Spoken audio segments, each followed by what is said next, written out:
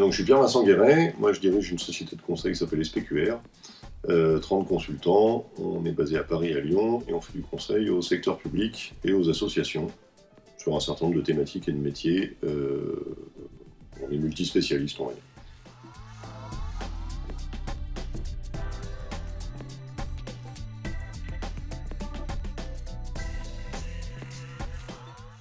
C'est une grande question là, que vous me posez là, mais en même temps c'est assez simple. Nous, on est là pour aider nos clients, c'est assez classique jusque-là, mais nos clients ont la particularité de faire des missions d'intérêt général ou de service public.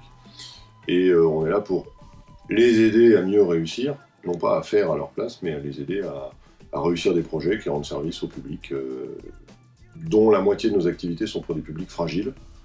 Et c'est comme ça qu'on va faire du conseil, mais aussi des directions d'associations ou de structures en difficulté pour les aider à se redresser. C'est ça qui nous anime. Un ensemble de défis et de solutions à apporter, parce que c'est là que ça se passe, quoi.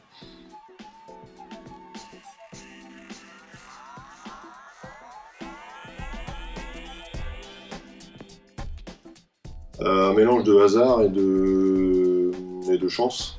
En fait, moi j'ai beaucoup d'engagement professionnel pour SPQR et associatif en parallèle. Et donc je rencontre énormément de personnes dans le cadre professionnel et dans le cadre associatif pour accompagner certains qui réfléchissent à leurs engagements, réfléchissent à leur métier, au développement de leur structure. Et notamment à Lyon où l'écosystème TPE-PME est très très développé. Et on a besoin de ces rencontres, quoi. Alors il y a des rencontres qui sont toujours très sympathiques, il y en a de temps en temps où on se dit tiens, on pourrait aller plus loin. Et donc Enioka Stratégie, je les ai rencontrés dans un réseau d'abord de comptables en fait, pour ils souhaitaient me présenter leur approche et voir si j'avais des idées de structures qui potentiellement pourraient faire écho à leur initiative. Et ma réponse a été assez rapide, puisqu'en fait, à ce moment-là, SPQR avait 6 ou 7 ans, et on envisageait de franchir une étape supplémentaire, de passer de la petite TPE dans laquelle le dirigeant fait tout, à quelque chose de plus structuré. Et j'envisageais pas de franchir ce pas tout seul, même si on est bon consultant, plein d'idées, etc. Travailler sur soi-même, c'est toujours compliqué. Donc, le hasard de ces rencontres que j'ai très régulièrement et l'opportunité de dire en fait la première chose qu'on pourrait faire c'est bosser ensemble parce que je pense que j'ai besoin de vous.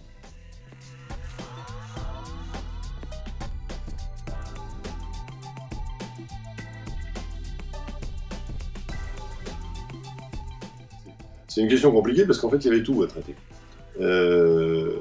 La difficulté du dirigeant que j'étais au moment où on s'est rencontrés, c'était simple, une structure qui fonctionne bien, qui se développe à un bon rythme, qui sort de la période Covid en grosse accélération, parce que nous on a fortement rebondi, nos engagements publics et associatifs, on était à fond pendant le Covid, donc dès que tout s'est libéré, on a accéléré très vite, peut-être trop vite d'ailleurs à ce moment-là. Et donc pour le dirigeant que je suis, la question était est-ce que tu peux concrètement, tu fais du développement commercial, tu fais de la prod, tu structures, tu essayes d'encadrer une équipe, tu fais les payes, tu gères le système informatique, bref tout. Et donc les thématiques à traiter à ce moment-là et qu'on a commencé à aborder avec Enioka, c'était tout. C'était c'est quoi être dirigeant, c'est quoi structurer une TPE qui devient plus grosse, quelles sont les priorités, les fonctions support, la dimension commerciale, l'importante dimension organisationnelle, la structuration d'une organisation, dans une moindre mesure la gestion financière qui est quelque chose qui est très fortement maîtrisé chez nous depuis longtemps. Donc voilà, c'est pas ni bâtimentaire et immobilière parce qu'on avait posé des fondamentaux au début, quoi. Mais surtout l'enjeu RH, l'enjeu de se donner un cap, c'est ça qui était sur la table dès le début et qui ensuite a fait l'objet des pistes de travail les plus approfondies, quoi.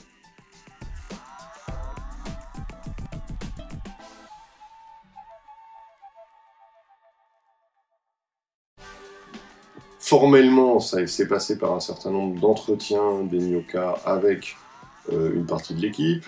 de compréhension de notre plan d'affaires, notre activité, et puis ensuite de rencontres régulières au fil du temps, avec des étapes de travail formalisées entre les deux. Ça, c'est la forme. Sur le fond, je pense que leur grosse difficulté et leur réussite, moi j'en suis très satisfait aujourd'hui, hein, ça a été de trouver le niveau qui nous apporterait une obligation de réflexion. L'engagement réciproque, c'était de dégager du temps. Et qu'eux soient capables d'appuyer là où on avait des améliorations à faire, y compris sur ce qui est la base de départ, c'est l'engagement du dirigeant. Pourquoi tu es dirigeant? Pourquoi tu es là? Où est-ce que tu veux aller? Quels sont tes projets personnels qui vont expliquer ton engagement professionnel?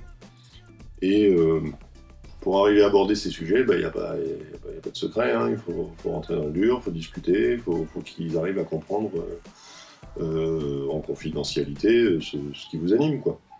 Et à partir de là, on est rentré dans une logique de plan stratégique, de thématique, puis on les a creusés progressivement, en affinant chacun des sujets, en revenant dessus et en allant plus loin à chaque fois, quoi.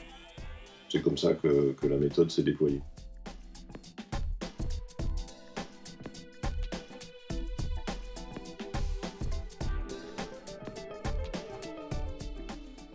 Nous, on n'a pas un problème quantitatif au départ. La question du chiffre d'affaires, de sa progression ou de la rentabilité n'était pas des sujets problématiques pour nous. C'est un sujet de préoccupation, mais c'est pas... j'allais dire, toute l'intelligence de l'accompagnement a été de dire, parmi nos principales difficultés, c'est la structuration de la société, et notamment la structuration organisationnelle et RH, qui accompagnera le développement du chiffre d'affaires, plutôt que le freiner, ou d'exploser en vol, parce qu'en fait, un chiffre d'affaires qui augmente dans une structure désorganisée, ça finit toujours très mal. Donc, d'un point de vue factuel, il n'y a pas d'augmentation de chiffre d'affaires immédiatement liée à Enioca, parce qu'on améliorerait un processus industriel qui, dans le conseil, n'existe pas. On n'est pas une industrie, on vend du temps de cerveau, et en même temps, l'amélioration, elle se verra sur 3 ans, puisque on a élaboré un plan stratégique à 2026, dans lequel on s'est bien engagé, et qui aujourd'hui nous sert de guide pour toutes nos décisions structurelles, notamment organisationnelles, de développement d'un système de formation interne, qui améliore la qualité de nos travaux, qui nous donne des perspectives de pérennisation et de renforcement, et qui accompagneront une croissance qui était déjà en gestation. Mais sans cette structuration-là, la croissance n'aurait jamais vu le jour. Donc je ne peux pas dire mathématiquement j'ai développé 15% de ventes en plus parce que on a trouvé une sorte de recette. En même temps, je suis à peu près certain que sans être passé par cette étape d'approfondissement et de retour sur soi-même, la croissance qui est possible sera une croissance non qualitative. Et donc en fait destructive.